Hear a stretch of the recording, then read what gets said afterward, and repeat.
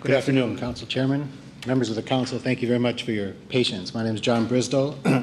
I'm here to testify against Bill 79 CD1. I've submitted testimony. It's entitled, "Don't Waste Commuters' Time on the Train." My experience in designing transportation in the tourism industry tells me that we need to get down to a schedule. No one's talked about timing, so I want to do that a little bit today. So let's look at the proposed 20-mile rail transit project from the point of view of a bus commuter from West Oahu. How will the project affect their morning commute? In this example, the bus rider wants to take the train the entire 20 miles, let's say to Alamana Shopping Center. So the bus rider from West Oahu rides the bus to the beginning of the proposed rail, transfers to the train, and then travels the entire 20 miles to the end of the trip. It'll take them 48 minutes to travel those 20 miles. They will travel the same it'll take the same 48 minutes going home. So the round trip is 96 minutes. The reason is the rail proposals all travel at approximately 25 miles per hour. Now, however, if the bus rider has the option to ride on an express bus on an elevated managed lane going the same 20 miles, the trip will take 20 minutes. The travel time return will be 20 minutes, and the total is 40 minutes. So the express buses on the managed lanes, as has been mentioned here today, travel at 60 miles an hour. So the 20-mile round trip on managed lanes is twice as fast as the round trip on the train, 40 minutes versus 96 minutes. The difference between rail and managed lanes and round trip travel time over the same 20 miles is 56 minutes per day. This is 56 minutes of time that could be spent at home. In 4 weeks, the difference is 18 hours. If we choose the rail proposals over managed lanes proposals, we are adding 18 hours per month to the West Oahu bus commuters' commute. We still have the option of building elevated managed lanes and giving the 18 hours back to the West Oahu commuters. Let's ask the West Oahu commuters if they're willing to give up 18 hours just to travel on a train. Let's ask the West Oahu commuters if they would rather travel on an express bus on the managed lanes and keep the 18 hours per month for themselves and their families.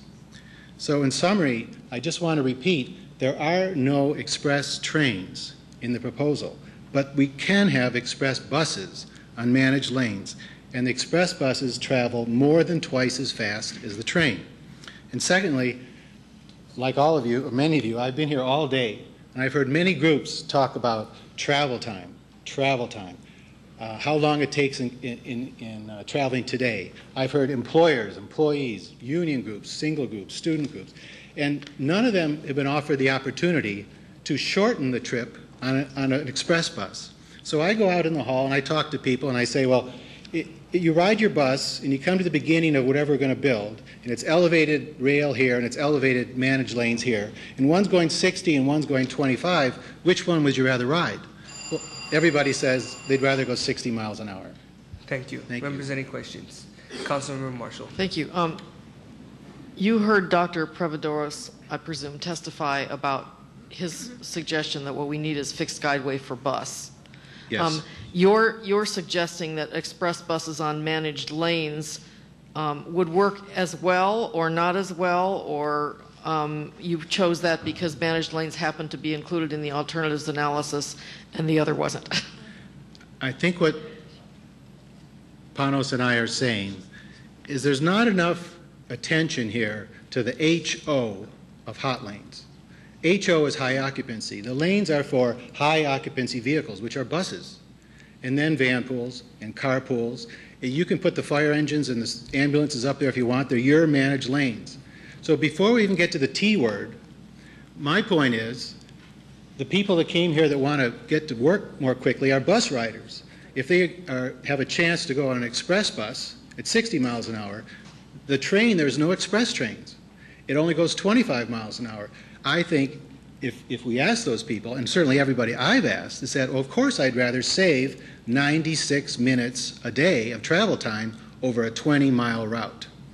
Okay. I guess where I'm going here is there a way to do this without spending several $1 billion on an elevated structure, or is that an essential and you feel that's still going to be better than rail? I assume that it is an elevated structure. I'm not an engineer. I mean, everything that's been said about rail today, from the way I look at it, an express bus can do it better. It can carry more people, can go faster, it's more flexible, and it's cheaper. So, yes, there would be an elevated, managed lane. And you don't see any particular alternative that will help traffic besides one of the build options? You mean the train options? A fixed guideway for or managed lanes for buses, or building something.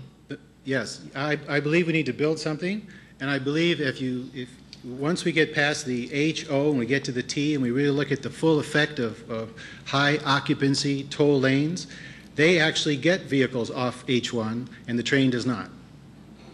Okay, thank you. Thank you. Thank you, Mr. Chair. Thank you. Members, any further questions? No questions. Thank you.